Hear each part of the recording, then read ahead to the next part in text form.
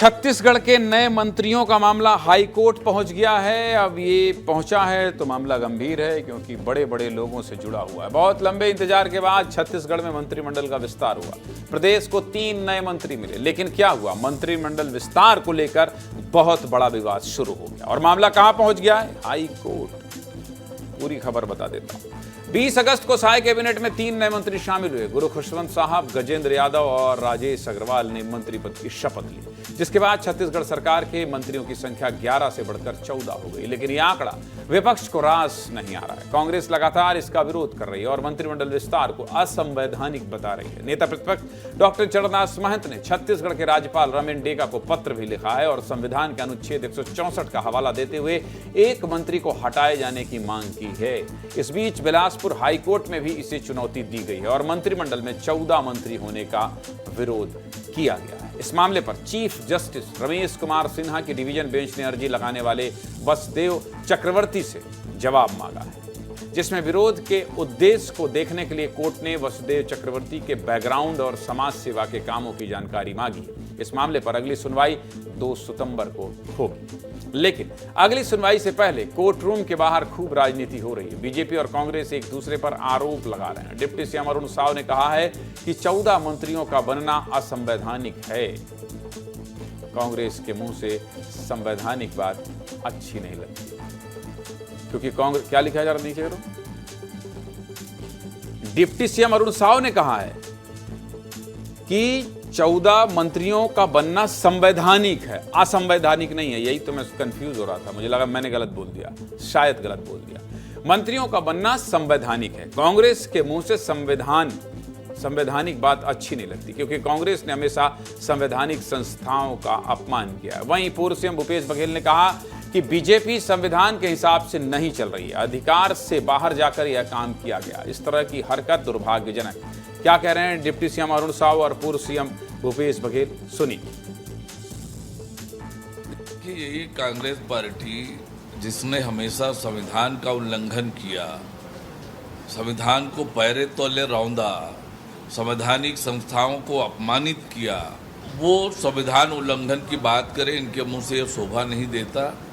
14 मंत्रियों का बनाया जाना पूरी तरह से संवैधानिक है, विधि अनुरूप है। सरकार संविधान के हिसाब से चल नहीं रही है।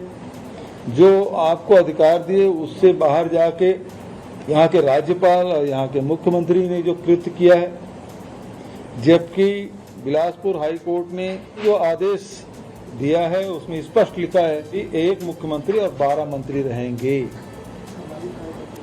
तो जब ये फैसला आ गया है, उसके बाद ये इस प्रकार से हरकत कर रहे हैं, ये बेहद दुर्भाग्यजनक। अब इस पूरे विवाद के पीछे की वजह क्या है, चलिए विस्तार से आपको ये भी समझा देता हूं। दरअसल छत्तीसगढ़ विधानसभा में कुल 90 सीट है और नियम के मुताबिक मंत्रियों की संख्या विधानसभा सीटों की संख्या से 15% ही हो सकती है। यानी कि प्रदेश के 90 विधायकों में से केवल 15% विधायक ही मंत्री बन सकते हैं और इस हिसाब से ये आंकड़ा 13.50 का होता है। और अभी कुल मंत्रियों की संख्या 14 है, जो 0.5% ज्यादा है, क्योंकि छत्तीसगढ़ में इस बार हरियाणा फॉर्मूला लागू हुआ है, जिसके मुताबिक कैबिनेट में मुख्यमंत्री के अलावा 13 मंत्री हैं। समझ गया? हरियाणा में भी मंत्रियों की संख्या को लेकर पंजाब और हरियाणा हाई कोर्ट में याचिका दायर की गई थी और कहा गया था कि मंत्रियों की संख्या तय सीमा से ज्यादा।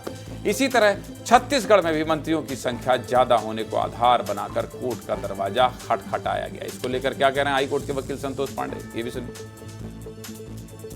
भारत का संविधान जो 164(1)(a) अनुच्छेद है, वो कहता है कुल विधानसभा के 15% से अधिक मंत्रिमंडल नहीं हो सकता।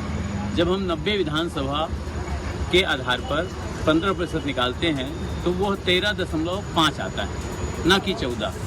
तो नॉट एक्सीड शब्द का प्रयोग हुआ है, मतलब कि 15% से अधिक हो ही नहीं सकता और इस सरकार ने 15% से अधिक की नियुक्ति कर दी है कि असंवैधानिक है। 91 संविधान संशोधन से पहले डॉक्टर रमन सिंह की सरकार में भी 18 मंत्री थे और संविधान में संशोधन के बाद 2004 में रमन सिंह की कैबिनेट से 5 मंत्रियों को इस्तीफा देना पड़ा था। ऐसे में सबकी निगाहें अब कोर्ट पर हैं। सुनवाई के बाद कोर्ट क्या फैसला करती है। मृगेन जी, सुनवाई याचिका, जनहित याचिका, फैसला, ये सब तो होता रहेगा, लेकिन बहुत बेसिक चीज समझाइए आप, क्योंकि इस खबर को देखकर लोगों के मन में ये नहीं होना चाहिए क्या एक मंत्री हटा दिया जाएगा। अभी कोर्ट में ये मामला इनिशियल स्तर पर स्वीकार भी हुआ है या नहीं, ये जो कानूनी पेचीदगियां हैं जरा इसको सरल कीजिए। देखिए, अभी कोर्ट में मामला स्वीकार नहीं हुआ है। पहले एक आवेदन के रूप में, याचिका के रूप में इसे कोर्ट के सामने रखा गया और कोर्ट ने जो याचिका लगाने वाले हैं उनका बैकग्राउंड पूछा है। वासु चक्रवर्ती जो नाम है, वासु चक्रवर्ती यहीं रायपुर के रहने वाले हैं और 2008 तक वो कांग्रेस के सदस्य हुआ करते थे। हालांकि जब धनेन्द्र साहू प्रदेश अध्यक्ष थे उसके बाद वासु चक्रवर्ती को कांग्रेस से निकाल दिया गया। उसके बाद से वो किसी पार्टी में नहीं है। कुछ नेताओं विशेष के साथ उनके उठने बैठने हैं, उसको लेकर ये चर्चा थी कि कांग्रेस की तरफ से याचिका लगाई गई, लेकिन ये याचिका कांग्रेस की तरफ से नहीं लगाई गई, जिसको कांग्रेस के नेताओं ने भी साफ किया। खास बात यह है कि अभी याचिका स्वीकृत नहीं हुई है। मतलब अगर कोई ये इस असमंजस में है कि 14वां मंत्री हटाया जा सकता है, बहुत दूर की बात होगी। पहला कदम होगा जब मंगलवार को इस मामले में सुनवाई होगी, जो एफिडेविट वासु चक्रवर्ती की तरफ से दिया जाएगा, उसको देखने के बाद कोर्ट तय करेगी कि क्या इस याचिका पर चर्चा की जाए, इसको स्वीकार किया जाए या नहीं किया जाए। तो अभी बहुत प्रारंभिक बात है। दूसरी बात, जो छत्तीसगढ़ और हरियाणा का जिक्र आपने किया, हरियाणा में कांग्रेस की सरकार रही हो या बीजेपी की सरकार, 14 मंत्री रहे और वहाँ भी कोर्ट में मामला गया था और छत्तीसगढ़ में 13 मंत्री थे, मुख्यमंत्री सहित। तो आप समझ लीजिए कि जब एक राज्य में सही हो सकता है तो दूसरे राज्य में क्यों नहीं, और वहाँ भी कोर्ट का ही फैसला आया। तो अभी ये प्रारंभिक चर्चा है, बहुत शुरुआती प्रयास है ये, लेकिन इस खबर पर इसलिए चर्चा करना जरूरी है और आपको विस्तार न्यूज़ के दर्शकों को सरल शब्दों में समझाना इसलिए जरूरी है क्योंकि चर्चा सुबह से बहुत चल रही थी। सरकार से जवाब मांग लिया है हाई कोर्ट ने और बड़ा और पता नहीं क्या क्या। तो आपने जिस तरह से समझाया और जिस तरह से हमने खबर दिखाई, इससे स्पष्ट हो गया कि भाई साहब थोड़ा रुकिए, लंबी सांस लीजिए, पानी पीजिए और इंतजार कीजिए।